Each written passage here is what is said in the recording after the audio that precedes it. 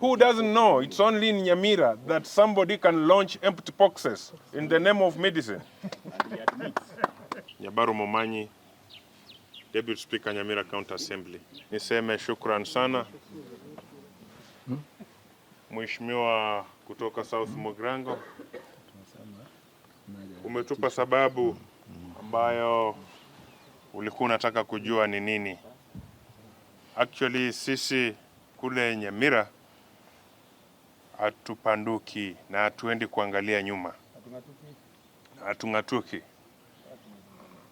Actually we have substantive reasons as to why we should impeach the governor, and actually we have no time for negotiations. The time we have is for the public prosecution. We owe the public, we owe our voters explanation as to why we need to impeach the governor. If the governor is ready to join us in educating the voters and telling them what we are up to, we are ready for that. What do we need? We are requesting the state not to salvage anybody, in the spirit of the president saying that mambo ni matatu. Sasa mambo ni matatu ifanye kazi hapa kwa kutusaidia mtu aende nyumbani. Who doesn't know? It's only in Nyamira a governor can be paid 5 million a month in a pay slip. Who doesn't know? It's only in Nyamira an ECD teacher gets a pay, gross pay 25 million. Where? Who doesn't know?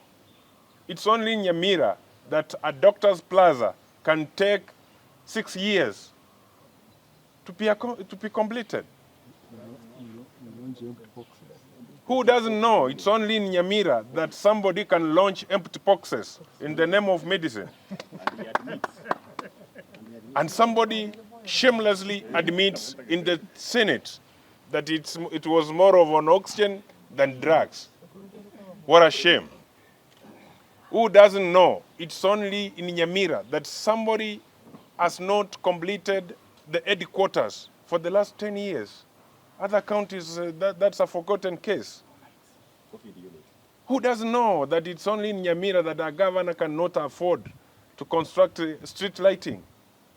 To do street lighting, actually, wacha nisiseme mengi, lakini wale viongozi ambao wanasema wanataka tufanye maongezi, kuja tu. Sisi tutawaelezea ni nini hiyo. And as from tomorrow morning, our motion will be now a public document. Whoever needs a copy, whoever needs what it takes or what it is contained in that motion, see the clerk, visit the clerk. That's a public document. You will get the details. But the bottom line is there is misappropriation of funds. There is an abuse of office. And there are more other things.